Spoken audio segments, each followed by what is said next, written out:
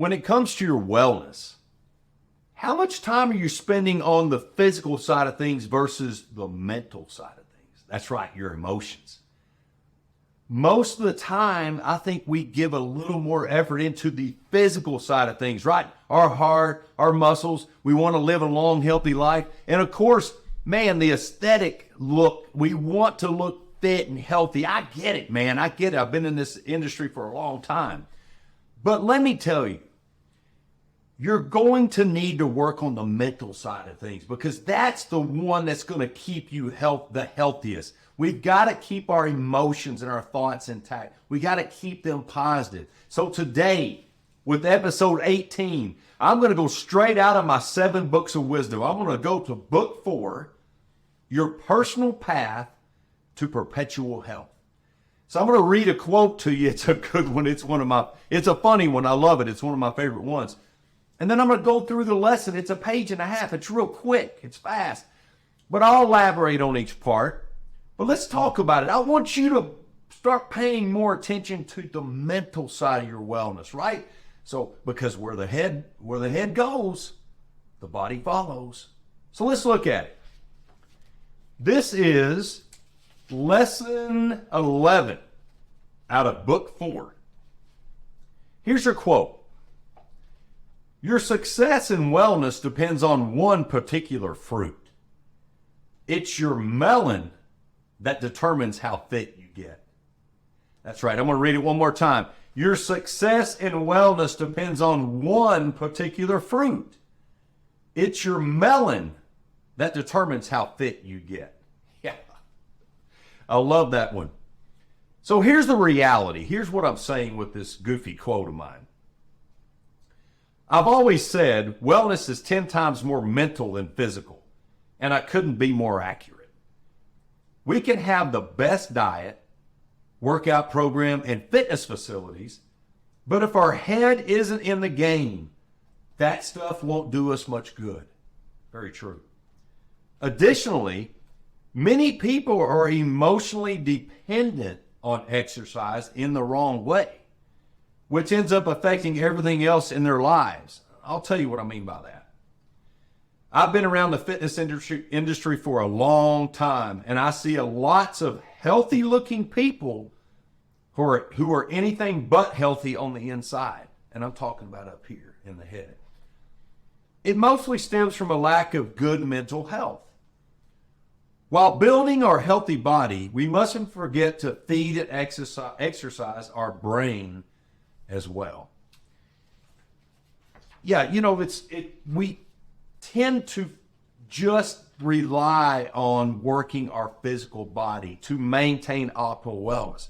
But the truth is, the healthier we are up here, the better odds we have of sticking with something and doing it for long term. Hey man, I want to live as long and as well as I can. And I want you to as well. I want you to be around with me. But it's got to go for your complete wellness has to go well beyond just the physical part of things. And that's what this is about. Now, I did mention in here, be careful that you're not emotionally dependent on exercise in the wrong way. What I mean by that is that we can tend to want our physical body, our aesthetics, our look, to fix other things about ourselves. Maybe we don't feel real good about ourselves. Maybe we're going to count on this physical body to give us a better life in our head. Now, it does help. Don't get me wrong. It does make us feel good about ourselves. But you don't want to be dependent on it because sometimes you're not going to see the results you want. Maybe you're going to do what everybody tells you to do. Hey, man, look at me. I'm healthy. Do this exercise. Do this eating plan.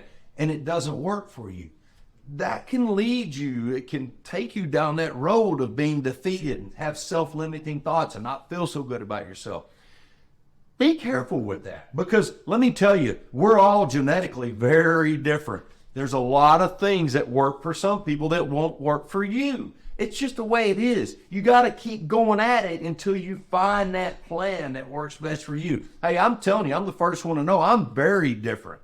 It took me a long time to figure out what worked best for me in both eating and exercise. So what works for one person, it might work for 99 people out of 100, and you're that one that it won't work for. So that's what I mean by emotionally dependent in the wrong way. Yeah, exercising helps our emotions. It does. It releases certain chemicals and hormones. It makes us feel good. But we want to use that. We don't want to be dependent on it to fix our other issues, is what I'm saying, right? So we want to take care of this mind up here. Here's your plan. Exercise and eating healthy will improve your mental health. But we need to do other things to keep our thoughts healthy. Yeah. Be careful in comparing yourself to others in terms of your aesthetics. Wow. Yeah. It's not fair to you. It's not. Look, like I said, genetically, we're all different. The way I exercise and eat is completely different than I would tell just about anybody, because I'm very different genetically. We've got to do what works for us. So be careful comparing yourself from an aesthetic look, because guys, a lot of times, man, you're comparing apples to oranges. It doesn't work that way. So compare you to you. You got me? Make sure you're not avoiding it with exercise and diet. Make sure you're not overdoing it with exercise and diet. That's another one of those dependencies I was talking about. A lot of people go way overboard because they're not quite feeling good about the way they look and they think more is better. It's not like that sometimes. A lot of people become unhealthier by the way they exercise. There's a good balance for everybody. So you got to pay attention to that. It can quickly become unhealthy if you don't understand your body, your genetics, and your needs. And again, we don't want to compare to people.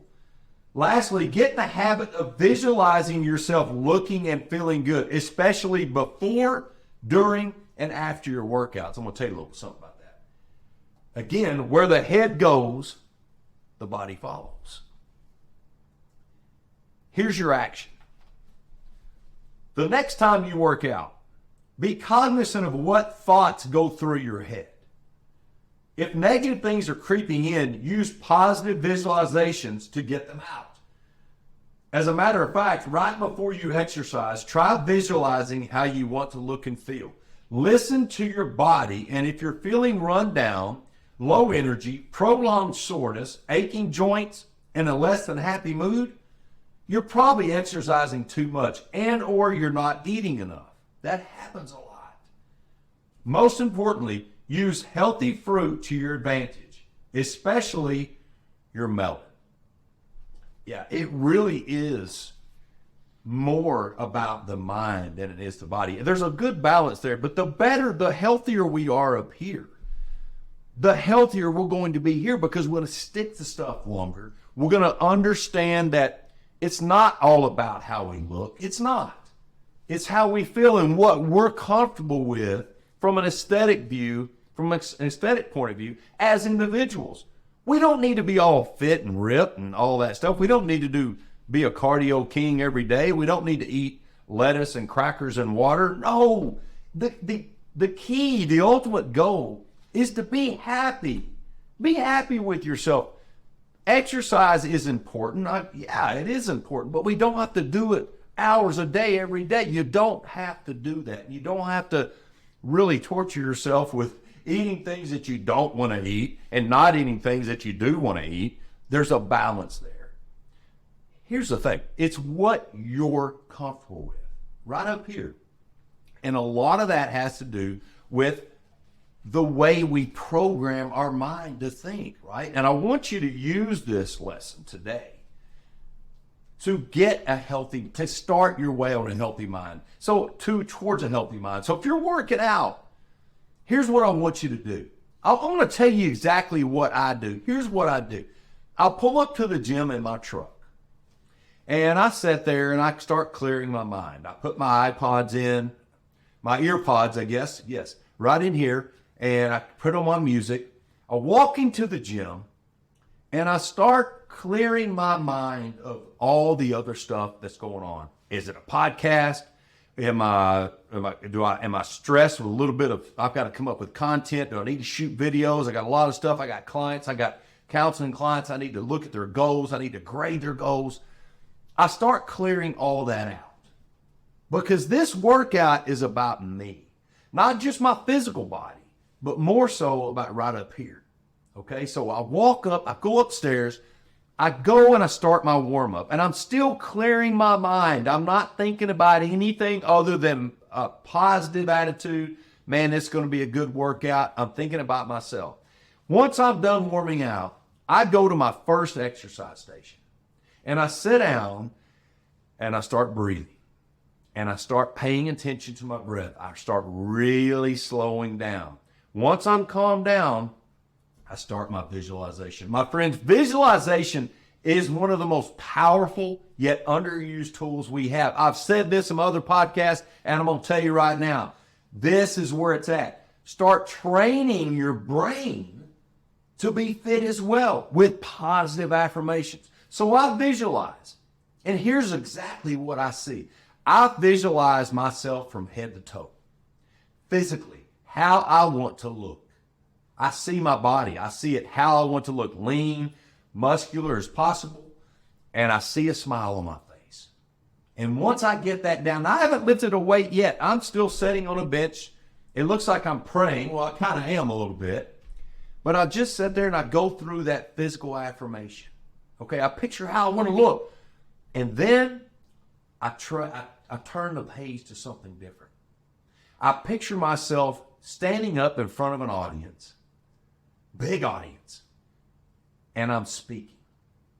And I'm speaking to them about something positive. Maybe it's about commitment or change or relationships or how to handle stress and anxiety. But I picture myself full body up there speaking on a stage lit up, and I can see my audience and I'm speaking to them and I can see them smile and I see them, their eyes light up and I see myself smile and I actually can feel the goosebumps popping out on me.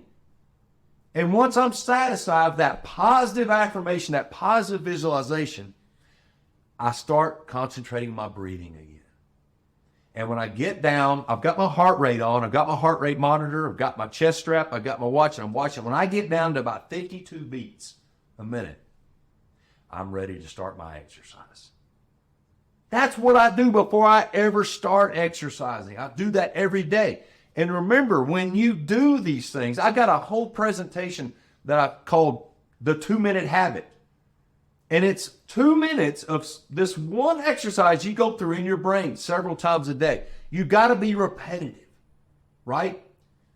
Instead of just going and training your body, let's get this going too. Look, wellness is 10 times more mental than it is physical. I've seen it too much. I've used it for myself. So when you're training that body of yours and you're out there getting fit and you're looking good and you're feeling good about it, throw in a few reps for that brain of yours as well and watch what happens. Because, yeah, it's great to have a body that looks good and feels good.